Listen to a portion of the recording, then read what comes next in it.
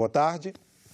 O programa do governo de incentivo à contratação de jovens foi tema de audiência na Comissão de Direitos Humanos. A medida provisória prevê a desoneração da folha de pagamento. Os participantes do debate criticam a MP. Para incentivar a contratação de jovens entre 18 e 29 anos, o governo baixou a medida provisória 905, que cria a carteira de trabalho verde e amarela. De acordo com o texto, os patrões não precisam recolher as contribuições previdenciárias. É a chamada desoneração da folha de pagamento, que foi tema da audiência pública na Comissão de Direitos Humanos nesta segunda-feira. Os participantes criticaram a proposta, lembrando a desoneração feita pelo governo Dilma em 2011. Isso acabou gerando um grande problema e é praticamente unânime a avaliação de que o resultado dessa política de desoneração da folha foi muito limitado, para dizer o mínimo, ou foi completamente ineficiente do ponto de vista do resultado, mas representou um grande gasto tributário, uma grande renúncia fiscal. Foi uma medida inócua, como aparentemente, parece ser essa MP do o verde e amarelo aí. E como nós chegamos a essa conclusão, do manual de como não fazer? Primeiro, com base na própria declaração da presidente Dilma, que, numa reflexão sobre sua gestão, reconheceu de forma bastante explícita que, se ela pudesse rever uma decisão, ela teria revisto a sua opção em promover a desoneração da folha de pagamentos. Já houve em governo no passado desonerações que não geraram um emprego sequer. Eu fui testemunha dessa história. Os debatedores afirmaram que outras medidas são mais eficazes na geração de empregos. É de se questionar se, ao invés de ter havido essa contribuição, tivesse se mantido a tributação e utilizado os recursos arrecadados para promover o investimento, talvez o resultado em termos de geração de emprego e melhoria da condição econômica do país tivesse sido diferente. Por isso, inclusive porque os investimentos eles têm um efeito econômico em termos de multiplicador, muito maior do que qualquer medida de redução da tributação no Brasil. O Brasil teve um crescimento de 60% no emprego formal entre 2003 e 2012, de 30 milhões para 48 milhões, sem tirar nenhum direito do trabalhador. A gente praticamente quase dobrou o emprego formal sem tirar nenhum direito, sem desonerar ninguém. Por quê? Porque o que faz gerar emprego é investimento. Isso é que faz gerar emprego. E, para ter investimento, tem que ter confiança. Na visão de vários participantes, a medida provisória realiza uma segunda reforma trabalhista e é inconstitucional. O que a gente exige, a semana passada houve uma reunião das centrais com o presidente do Senado, é a retirada imediata, a devolução para o governo. Nós queremos expurgar essa MP 905, que enfim, uma excrescência, que atinge a democracia brasileira, e atinge a Constituição e atinge o bom senso.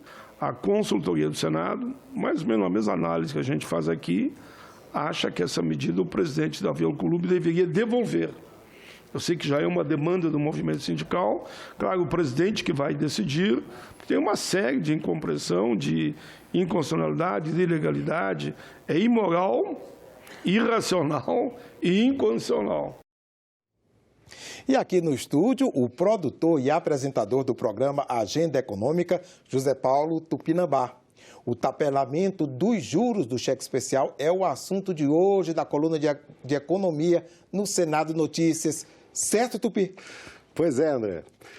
Como é o governo que se diz liberal na economia, tomaram a decisão que nenhum governo tomou anteriormente e que vai totalmente contra o liberalismo econômico. Na semana passada, o Conselho Monetário Nacional decidiu tabelar os juros em 8% ao mês. Na média do mercado hoje, esses juros estão em 12% ao mês. É mesmo um tanto paradoxal isso vir de um governo liberal, né, Tupi? Mas, para mim, a princípio, parece ser uma notícia boa a redução dos juros do cheque especial, não é mesmo? A princípio parece sim, André. Mas sabe aquela história de que não existe almoço grátis? Pois é. O argumento do governo é que a concorrência entre os bancos não estava funcionando nesse produto, o cheque especial. Então, foi preciso a intervenção. Mas para compensar a perda na redução dos juros que vinham sendo cobrados, junto veio mais uma taxinha para o consumidor pagar. Ou seja, não ia ficar de graça, né? Difícil, né, André, ver o banco ser prejudicado nesse país. Junto da redução, veio a permissão para a cobrança de uma taxa de 0,25% sobre o limite do cheque especial de todos os clientes que tiverem o produto disponível em sua conta, mesmo que não use o cheque especial. E, segundo o Banco Central, existem 80 milhões de usuários do cheque especial. Quem tem limite de até R$ 500, de acordo com a regra, fica isento da tarifa, o que deve alcançar 19 milhões de contas bancárias. A isenção até o limite de R$ 500 é para todos. Ou seja, a gente até preparou aqui uma arte aqui. O cheque especial, para quem tem cheque especial de R$ 1.000, paga 0,25% sobre R$ 500, né? Que é o excedente dos 500 da isenção. Então, ele vai deixar para o banco R$ 1,25 todo mês lá. Mas e quem já tem um cheque especial de R$ 10.000, nesse outro exemplo ali do lado, vai descontar os 500, vai ficar 9.500, e o 0,25 sobre os 9.500, ele vai deixar no banco R$ 23,75 todo mês. A tarifa é cobrada, descontada da cobrança dos juros do cheque especial, quando o cliente usar o produto. É um detalhe importante que, bom, é isso aí, enfim, segura a questão. Você já tinha visto falar nisso, André? Não, confesso que não, Tupi. Pois é. E, André, a gente tem aqui um prejuízo, né, para quem tem cheque especial e não usa, que é a maioria das pessoas que tem um maior poder aquisitivo. Possivelmente, nos próximos meses, nós vamos assistir uma corrida aos bancos para a redução do limite do valor do cheque especial, exatamente para pagar uma tarifa menor, né? Vale lembrar que os tabelamentos dos juros, o tabelamento dos juros já começa em 6 de janeiro. Os contratos firmados a partir dessa data, 6 de janeiro, já pode incluir a cobrança da tarifa. Para os contratos em vigor hoje, a tarifa só pode ser cobrada a partir de 1º de junho do ano que vem. Mas atenção! Os bancos podem repactuar os contratos, bastando para isso avisar com 30 dias de antecedência. É bom ficar de olho, André. É isso aí, Tupi. Muito obrigado pela sua participação aqui no Senado Notícias. É um prazer para mim estar aqui, André. Muito obrigado também. Nesta semana estão previstas reunião do Congresso Nacional e também sessões do Senado para a votação de matérias. Vamos saber o que está na pauta de votações com a repórter Isabela Dutra. Boa tarde, Isabela. Boa tarde, André. Boa tarde a todos. O primeiro item da pauta do plenário do Senado nesta terça-feira é a criação da Política Nacional de Economia Solidária. A ideia é incentivar os empreendimentos coletivos, como associações e cooperativas. O segundo item da pauta é o projeto que isenta templos religiosos e entidades beneficentes da cobrança de ICMS. A proposta vai ser votada em regime de urgência e prorroga essas isenções por mais 15 anos a partir de 2017. Também está na pauta a transferência do dinheiro de leilões de veículos apreendidos para as secretarias estaduais de segurança pública. Os senadores podem votar ainda a criação da Semana Nacional do Uso Consciente da Água e a proibição da eliminação de animais pelos órgãos de controle de zoonoses, canis públicos e estabelecimentos oficiais. Como você falou, André, amanhã também deputados e senadores se reúnem na sessão conjunta do Congresso Nacional. Eles vão analisar 2 vetos do presidente Jair Bolsonaro a matérias aprovadas aqui pelo Legislativo. E também vão votar 24 projetos que abrem créditos no orçamento no valor de mais de 22 bilhões de reais. O primeiro veto é sobre uma mínima reforma eleitoral, como a volta da propaganda política gratuita no rádio e na TV e o uso do fundo partidário para pagamentos de multas por infração à lei eleitoral. O segundo veto é sobre o pagamento de indenização a mulheres marisqueiras em caso de desastres ambientais. André? Agora, Isabela, outro assunto que está em pauta é sobre qual proposta de prisão após segunda instância vai ser analisado, vai ter, na verdade, prioridade de análise no Congresso, não é isso? É sim, André. Amanhã, os líderes partidários aqui do Senado devem receber uma proposta de calendário de tramitação da PEC da segunda instância que está tramitando na Câmara dos Deputados. Aí eles vão se reunir para decidir se concordam com esse calendário e se realmente priorizam essa proposta. Porque tem um outro projeto que está tramitando aqui no Senado que também permite a volta da prisão em segunda instância. Mas se a PEC da Câmara for priorizada, então esse projeto deve ser colocado em stand-by. Isso tudo deve ser resolvido, decidido na reunião de líderes de amanhã à tarde, André. Muito bem, Isabela. Muito obrigado pelas suas informações. Vamos aguardar, então, essa reunião.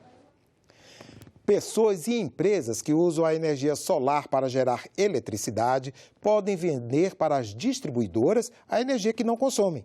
A Agência Nacional de Energia Elétrica abriu uma consulta pública para mudar as regras desse mecanismo. A criação de uma taxa pode ser uma das modificações. A Comissão de Infraestrutura do Senado já discute o tema. O professor Ricardo Ramos queria fazer 3 mudanças em casa: acabar com o uso de gás de cozinha, adquirir um carro elétrico e aquecer a piscina. Ele viu na instalação de energia solar a forma de alcançar esse objetivo. Há 4 meses, Ricardo instalou as placas fotovoltaicas e acredita que vai ter o retorno do investimento em 5 anos. Esse tempo de retorno leva em consideração o que foi prometido para a gente antes da ANEEL, que a gente teria a cada quilowatt-hora mês gerado e armazenado, entre aspas, porque a energia não se armazena, lá na SEB, a gente receberia 1 kWh. Era 1 para 1. Até hoje é essa a regra. A energia que pessoas como Ricardo produzem, mas não consomem, pode ser injetada na rede de distribuição. Com isso, elas recebem créditos. Na prática, descontos na conta de luz. A ANEEL deve decidir até o fim de 2019 se vai ou não mudar esse sistema. Entre as mudanças podem estar a redução de subsídios para os equipamentos e a cobrança de uma taxa, se o consumidor quiser vender a sua energia. A agência abriu uma consulta pública sobre o tema. Por meio de nota, disse que a medida permite o avanço responsável da modalidade geração distribuída, que, segundo ela, permanece atrativa sem gerar passivos para os demais consumidores. O presidente do Movimento Solar Livre considera a medida uma taxação do sol. Ele explica que isso pode causar uma cadeia de inadimplência, já que o consumidor que investiu nas placas fotovoltaicas esperava pagar as prestações com a economia que teria nas contas de energia. Agora, a pessoa mudando essa regra, ela vai ter que pagar a prestação, pagar a concessionária uma taxa que não estava prevista no fluxo de caixa. Então, há uma preocupação dos bancos públicos, principalmente, de ter uma cadeia de inadimplência. Por exemplo, as pessoas que tinham nas suas aviários, irrigação, secadores de soja, principalmente o agronegócio pode sentir muito com essa taxação. A Comissão de Infraestrutura do Senado já discutiu o tema em uma audiência pública e vai fazer mais 2. O senador Carlos Viana diz que a energia fotovoltaica é a energia do futuro e que a ANEEL precisa ouvir as preocupações da população. Nós precisamos de uma tributação que seja razoável, equilibrada e que permita o desenvolvimento de um setor que é promissor hoje em nosso país, mas que, dependendo da forma como for taxado, pode, infelizmente, perder grandes investimentos. Para o senador Antônio Anastasia, os desafios políticos pelos quais passam países da região, como Chile, Bolívia e Argentina, afetam diretamente a economia do Brasil. Segundo ele, a inquietação na América Latina influi na vida do brasileiro. O senador fala sobre isso na nossa entrevista de hoje. Olá! Vários países da América Latina enfrentam hoje um ambiente de instabilidade política. Que impacto isso tem para a economia brasileira e para a nossa política exterior? Sobre isso, a gente conversa no programa Argumento com o senador Anastasia, do PSDB de Minas Gerais, que é presidente do Grupo Brasileiro do Parlatino. O Parlatino é o parlamento que reúne os países latino-americanos, os parlamentares de vários desses países, para discutir essas questões. Senador, muito obrigado por conversar com a gente. O senhor também é vice-presidente aqui do Senado e muitas vezes está representando o Senado, sentado na cadeira de presidente. Então, sua avaliação sobre o cenário político hoje, para nós, é muito importante, muito pujante. Como é que o senhor vê esse ambiente? Porque nós estamos vendo Chile há 40 dias com o ambiente convulsionado, eleições no Uruguai e na Argentina em que o viés político parece ter mudado de direção a partir da decisão das urnas, Equador, Peru, enfim. É um ambiente que nos deixa todos um pouco preocupados.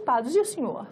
Muito bem. Primeiro, Ângela, eu quero agradecer o convite que me fez para voltar aqui ao programa Argumento, cumprimentar a todos que nos acompanham e dizer que, de fato, hoje a América Latina vive um momento especial. O que você disse é realidade, existe um movimento de inquietação, um sentimento de inquietação em vários países latino-americanos, desde o México até a Argentina, e nós observamos a necessidade de acompanharmos com muita atenção, porque essa inquietação, ela influi muito na nossa vida diária. As pessoas não sabem, não imaginam, mas o dia a dia de uma instabilidade, por exemplo, na Argentina, maior parceira econômica do Brasil na região, um problema de exportação no México, a indústria automotiva, afeta a nossa economia, o nosso nível de empregos e o nosso dia a dia. E como eu dizia há pouco, antes de começarmos, isso também acontece em outros países do mundo nesse momento. Os episódios do Líbano, os episódios de Hong Kong, a situação que está acontecendo no Iraque, no próprio Irã, que é um país fechado, mas com grandes manifestações nos últimos dias, tem demonstrado que a população mundial está inquieta. E talvez até pela participação das redes sociais, onde existe, que deu um instrumento e voz a muitos se manifestarem, e também alterações econômicas muito bruscas. Isso tudo acaba levando a esses grandes movimentos de rua, essas manifestações e a esse sentimento de modificação, de mudança, especialmente em razão de uma desigualdade que acaba existindo. Políticas públicas mal implementadas, serviços públicos não bem realizados, desigualdades sociais e econômicas gritantes. Isso tudo leva, de fato, a essa grande preocupação. E o Brasil, pela sua dimensão, pela sua posição, pela nossa geopolítica na América Latina, como a maior nação, não só em tamanho físico, mas também em população e na economia, tem um papel muito importante, um papel de liderança e, a meu juízo, sempre um papel de uma liderança serena, tranquila, equilibrada, para nós identificarmos soluções. Eu acho que é o nosso papel fazer, eu acredito que sim. Eu acho que o Brasil tem essa missão, digamos assim, e essa missão tem que ser feita junto com o nosso corpo diplomático, e não só o governo, também a sociedade brasileira participa.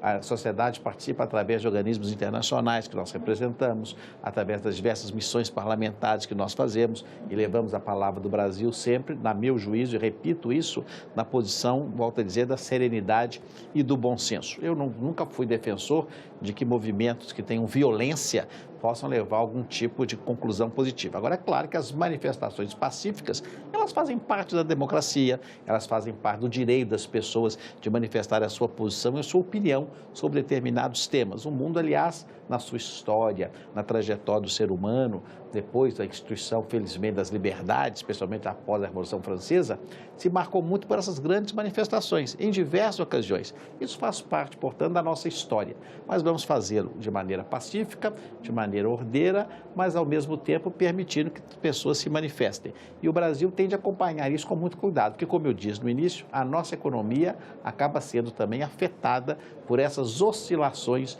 do humor internacional, que podem até, eventualmente, atrapalhar investimentos estrangeiros na América Latina e, por consequência, no Brasil.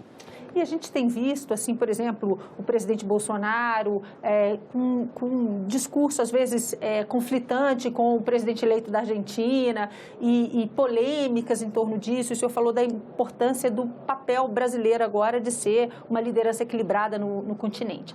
A gente fala muito pouco sobre o Par Latino e sobre o papel que tem os parlamentares nesses encontros. Como é que funciona isso? Quando o senhor vai lá e representa, preside esse grupo de brasileiros que se reúne com os outros parlamentares, como é que essa agenda é tratada e como é que esse parlamento pode nos ajudar nessa hora a construir esse caminho de equilíbrio que o senhor mencionava? Muito bem, Angela. O Par Latino é, de fato, o foro de discussão dos parlamentares da América Latina e do Caribe.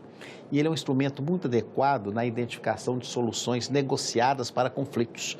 Isso acontece no caso da Venezuela, que vive já uma crise política já há alguns anos, na verdade. Isso aconteceu recentemente no Peru, com a manifestação do Par Latino a favor de eleições. Isso certamente está acontecendo agora na Bolívia, porque o Par Latino tem essa missão de prestigiar os parlamentos, mas sempre através de uma solução negociada, prestigiando o parlamentar, prestigiando as liberdades democráticas e a democracia.